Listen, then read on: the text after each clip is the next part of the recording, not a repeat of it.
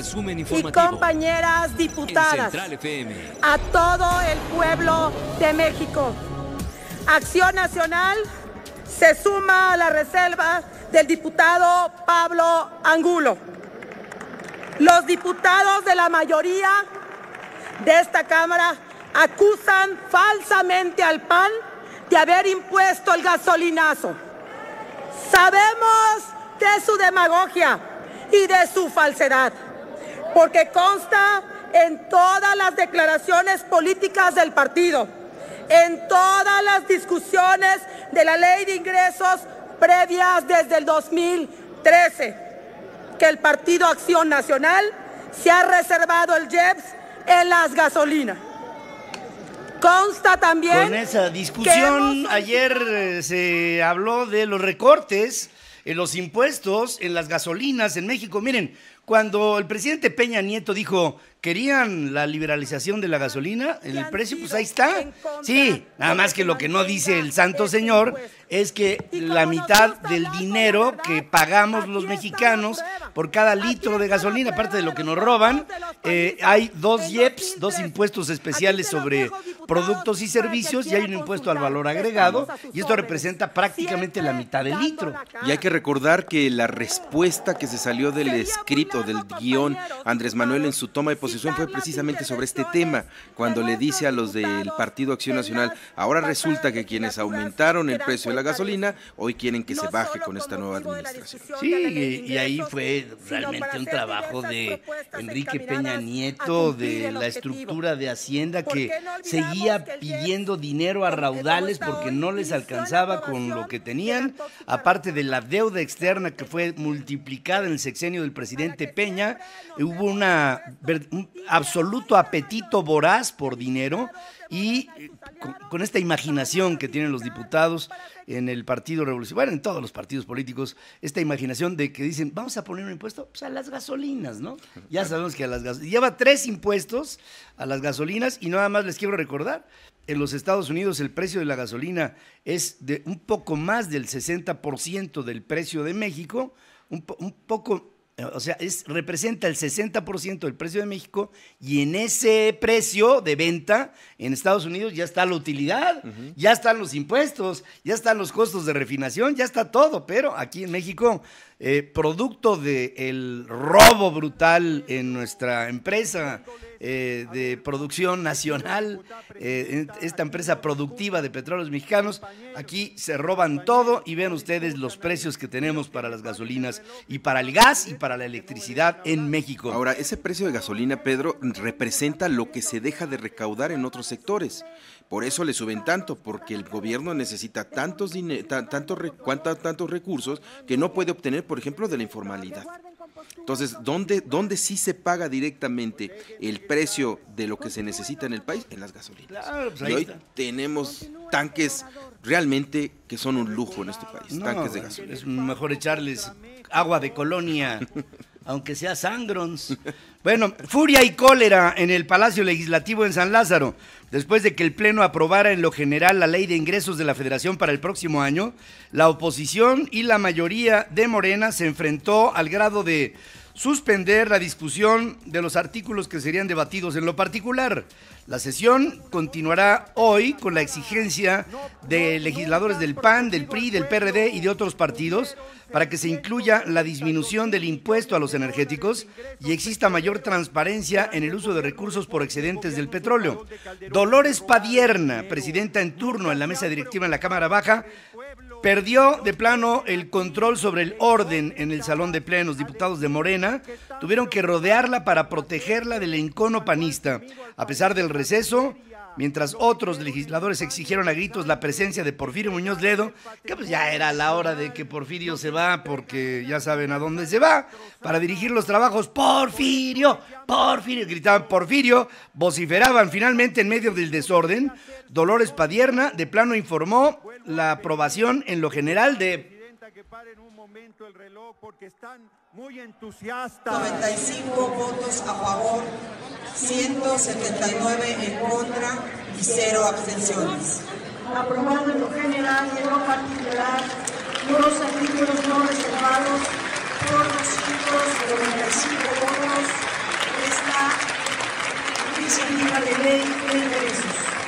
estrategia aplanadora de Morena se lleva todo. El proyecto se avaló sin cambios, por lo que se mantuvo la estimación de recaudar 5 millones de millones, 814,291 millones de pesos, de los cuales 3 millones de millones 287 mil son ya, digamos, lo recaudado por ahora ya no se llaman impuestos, ahora son contribuciones. El dictamen también conservó el crecimiento económico anual pretendido del 2% del Producto Interno Bruto, el tipo de cambio del peso con respecto del dólar en 20 por 1 y el precio del barril del petróleo en $55. Además, permanece la autorización de un monto de endeudamiento neto interno hasta de 4,350 millones de pesos y por endeudamiento neto externo hasta de 5,422 millones de dólares a petróleos mexicanos y empresas productivas subsidiarias. Caos en la Cámara de Diputados. Lo inicia el PAN cuando propuso bajar las tarifas energéticas. Morena rechazó la propuesta y los blanqueazules tomaron la tribuna para encarar a Dolores Padierna, quien de inmediato decretó este receso visiblemente asustada. Luego de que el PRI abandonó el salón de plenos, el panista José Luis Preciado calentó, José Luis Preciado sabe de las tempestades, calentó los ánimos fustigando, le decía a los de Morena, dejen de ser títeres, levantadedos, empleados del presidente, les llamaba. En su oportunidad, Carlos Valenzuela, diputado de Acción Nacional, se quejó de la falta de profesionalismo en la ratificación de la ley de ingresos, diciendo que fue imposible poder haber analizado tanto el dictamen como la ley de ingresos en el tiempo que se nos dio. Creemos que es una falta de profesionalismo para poder haber analizado a conciencia detalle por detalle, pero pues queda demostrado que pues, una mayoría no coincidió en el diálogo, sino en un tema de votación, al menos de nuestra parte. Quedó asentado y queda asentado en el acta que hubo 8 diputados que pidieron poder votar con conciencia. Es en conciencia, pero con conciencia. ¿Y sabes qué es lo que realmente levantó a las masas panistas? Cuando Dolores Padierna le dice a la oposición que sus intentonas de modificar el presupuesto no lograron, entre comillas, quitarle dinero a Andrés Manuel López Obrador. O sea, la mayoría de Morena está viendo en este presupuesto dinero del presidente y no dinero de México. Sí, para la forma en que se están manejando. Es el colmo del centralismo. Sí, claro, o sea, estamos trabajando para el presidente de la República, exacto. Punto. No estamos trabajando para el presupuesto del año que viene. El Instituto Mexicano de Ejecutivos de Finanzas sostuvo que el paquete económico del 2019, fíjense el calificativo, es asistencialista, pero fiscalmente responsable, porque no incrementa el déficit fiscal de 2,5% del Producto Interno Bruto, propone un superávit primario del 1% y no aumenta la deuda, o por lo menos no así en principio. Vamos a ver a lo largo del camino, con el permiso que hay para endeudarnos en el camino del 2019, vamos a ver si no se aumenta o no. Siempre hay el compromiso en el paquete económico de que no haya aumento a la deuda, pero luego en el camino del año vienen justamente estos bomberazos que piden prestado. Sin embargo, 367 trabajadores eventuales, es decir, el 60% de la planta laboral de la Comisión Reguladora de Energía, perderán su empleo a partir del año que viene, luego de que el presupuesto de egresos fijara un recorte de capital del 31% al pasar de 360 millones de pesos en este año que corre a 248 millones de pesos para el próximo. Oye, Pedro, ahí sería muy bien, y a lo mejor nuestro auditorio nos puede ayudar con sus opiniones y con su información a través de las redes sociales y de todos estos mecanismos de comentarios, saber qué porcentaje de estas personas que están perdiendo su salario, porque llevan años trabajando como eventuales por honorarios, sin formalización, qué porcentaje de estas personas que hoy están perdiendo su trabajo habrán votado por Andrés Manuel. En redes sociales se está documentando que en el 1 de julio estaban muy felices de que se había ganado Andrés Manuel López Obrador y un cambio, y ahora están reportando en sus propias redes sociales que no les han pagado, que ya los despidieron, que no tienen trabajo, que una triste Navidad, un muy mal año nuevo, ¿no? Porque hay un recorte bárbaro en el personal sobre todo de confianza en el gobierno de la República, y como dice Alberto García Zarovia, todos los que votaron por Andrés Manuel López Obrador dentro de esa estructura, muchos de ellos, como respuesta a su voto, fue el que los despidieran de su trabajo. Más vale tarde que nunca. Tras haber negado los hechos repetidos en repetidas ocasiones, Andrés Manuel López Obrador rectifica. A mí se me hace una vergüenza el error admitido el día de ayer. Y dice, voy a entregarle a las universidades lo que en el recorte, que yo no había visto. Fíjense, un presidente que lanza un presupuesto, claro, se lo hace la Secretaría de Hacienda, pero lo menos que puede preguntar el presidente de la República antes de que se mande el presupuesto es, oye, ¿cómo está el tema de la educación en México? Y que le digan, oye, es que, digo, lo menos que pudo haber platicado con Ursúa es, fíjate que le estoy recortando a las universidades. Fíjense lo que dijo el día de ayer, creo que le recortaron entre 4 y 5 mil millones, o sea, la diferencia es de 1,000 millones. Es como, de veras, que es igualito a 1, no, menos 5 del presidente Mira, Peña. Un olvido fue lo que ayer cometí, que dejé mi termo del café aquí. Eso es un olvido.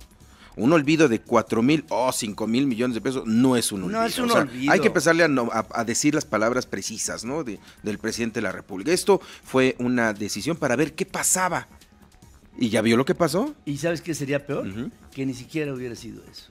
Que hubiera sido vamos a recortarle 4 o 5 mil millones al sector de las universidades públicas y a ver qué pasa.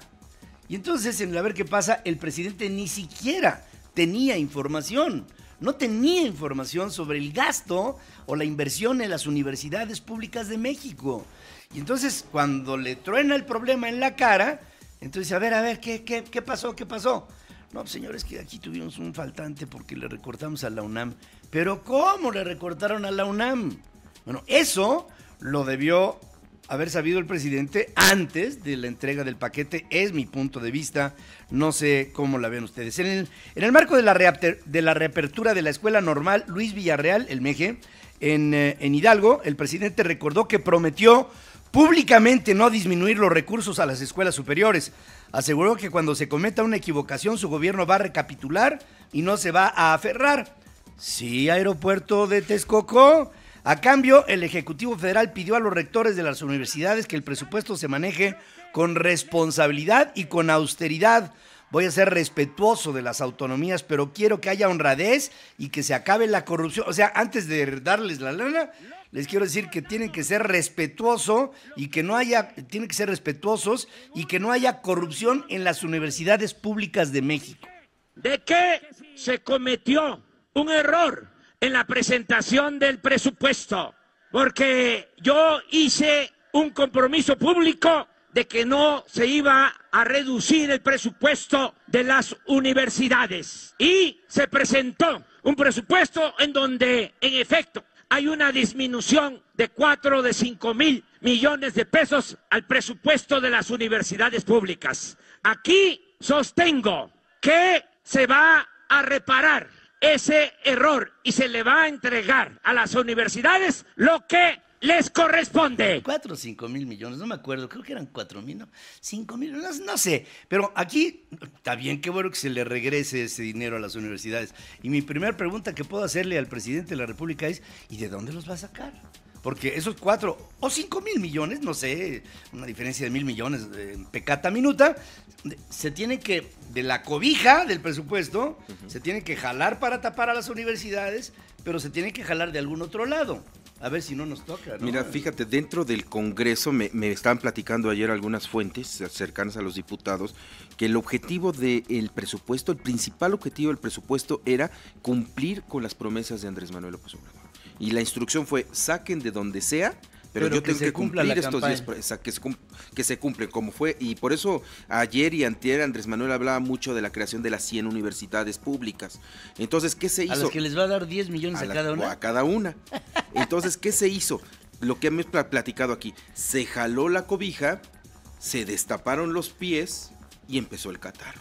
Empezó el catarro. Antes, senadores del PAN, del PRI, del PRD exigieron a la Cámara de Diputados echar atrás el recorte de 6.1% a la educación superior que proponía desde el Ejecutivo la Secretaría de Hacienda para el presupuesto del año que viene. Mediante un punto de acuerdo que fue turnado a la Comisión de Hacienda de la Cámara Baja, los legisladores demandaron reconsiderar el tijeretazo y aumentar los recursos particularmente a la Universidad Nacional Autónoma.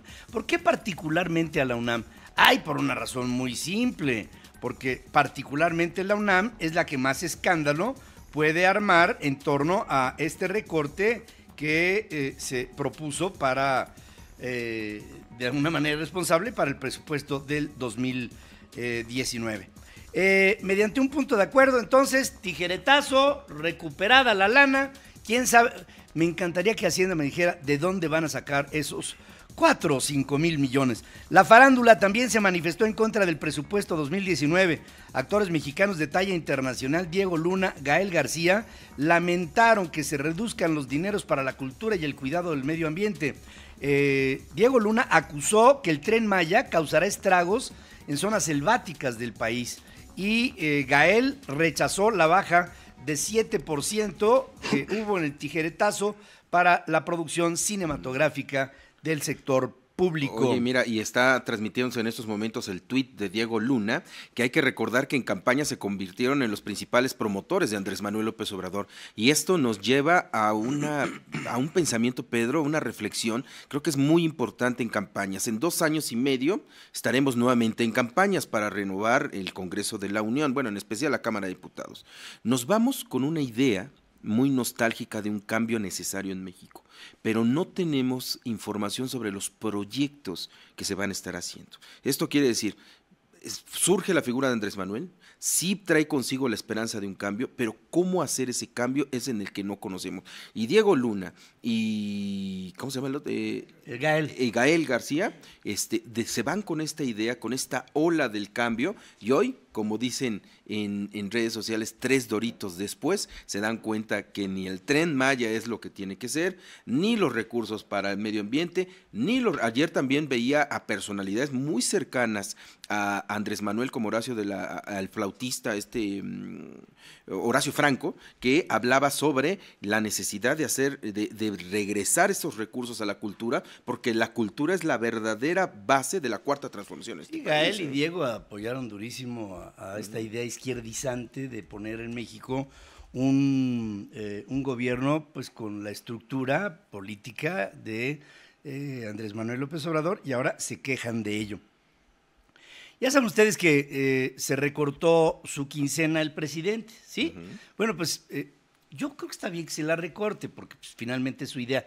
Lo que no se me hace que esté tan bien es que la esté constantemente publicitando y que diga, sí, vean ustedes cómo me bajé el salario. Si es para dar un ejemplo, me parece muy bien. Si es para dar un ejemplo en su beneficio, me parece muy mal.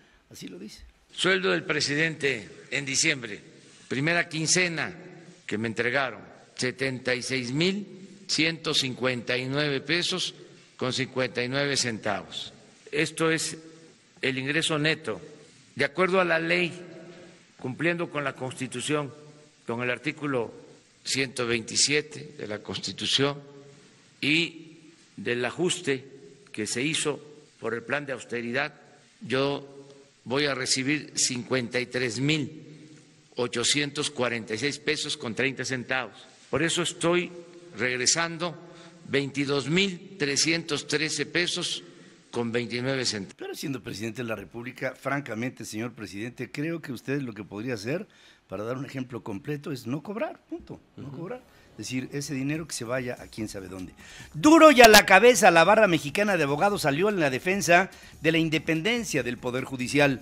Acotó al presidente López Obrador que toda democracia requiere de un Poder Judicial independiente, sin interferencias más allá del respeto a sus salarios, la designación de sus integrantes y su permanencia en el cargo. Háganle como quieran. Alfonso Durazo, secretario de Seguridad Pública y Protección Ciudadana, amenazó con regresar a militares a sus cuarteles si el Congreso no aprueba la creación de la Guardia Nacional. Al comparecer ante la Comisión de Puntos Constitucionales en la Cámara, Durazo indicó que cualquier temor es infundado porque en realidad el plan es una desmilitarización, ya que en cuanto se recobre la paz y la tranquilidad, los soldados volverán a sus destacamentos. Si eventualmente el Congreso tomara la decisión, esperemos que no sea así, pero nosotros en esa circunstancia retiraríamos al ejército completamente a los cuarteles. Y Tatiana Cloutier, ¿se acuerdan que fue una de las principales entusiastas en la campaña de Andrés Manuel López Obrador? Ahora lo critica, es diputada por Morena, hubiera sido un miembro importante dentro del gabinete de Andrés Manuel López Obrador, pero al final del camino ya Tatiana ya no iba muy de acuerdo con lo que se proponía en la campaña y lo que serían algunas de las primeras acciones de Andrés Manuel López Obrador en la presidencia. Ahora critica a esta militarización que dice no es de ninguna manera lo que Andrés Manuel López Obrador prometió en campaña. Yo acudí a la presentación del programa de seguridad, que me encantó toda la parte que iba acompañado a atender los problemas de raíz que me parecen fundamentales, que me parece una estrategia muy integral, pero promuevo la estrategia de paz con el ejército cuando los números muestran lo contrario. Lo contrario, el Senado de la República ejecutó el último paso legislativo para terminar con la PGR al dar lectura a la declaratoria de la entrada en vigor de la autonomía constitucional para la Fiscalía General de la República. Yo pienso que aquí es un tema de carácter semántico, de la PGR a la Fiscalía no hay más que el cambio de letrero. De esta forma nace oficialmente la Fiscalía General de la República, porque una vez publicada en el Diario Oficial de la Federación, que ahora es digital, se abroga la ley orgánica de la PGR, o sea, la PGR sepultada. Y ahora, bajo su nuevo nombre, esperamos que haya autonomía de un fiscal que pueda incluso juzgar por malas acciones a su propio jefe, el presidente. El Congreso General de los Estados Unidos Mexicanos declara la entrada en vigor de la autonomía constitucional de la Fiscalía General de la República. Yo estoy seguro que Martí Batres, cuando se estaba oyendo, estaba diciendo, estoy entrando a la historia. Soy parte de la historia, Martí Batres, que quien lo viera en otros tiempos cuando esquilmaba a los habitantes de Ixtapalapa, ahora está al frente de la historia mexicana. El Pleno de la Cámara de Diputados ratificó las reformas y adiciones a la Constitución para aplicar la extinción de dominio a los bienes de carácter patrimonial derivados de la corrupción y el robo de hidrocarburos, además de los previstos en la legislación vigente. La extinción de dominio es considerada la mejor herramienta para atacar los fondos económicos con los que la criminalidad crea, corrompe y destruye a la institucionalidad del Estado, dice Miroslava Carrillo, presidenta de la Comisión de Puntos Constitucionales en la Cámara Baja. Y regresando al presidente del Senado, a Martí Batres, dispone la integración de una comisión plural de legisladores que dialogue con mineros que reclaman que el senador por Morena, Napoleón Gómez Urrutia, le regrese los $55 millones del fideicomiso minero que se robó, que responda ante la justicia. Presiona a Carlos Pavón, dirigente de la Unión Nacional de Sindicatos Minero-Metalúrgicos en la República Mexicana.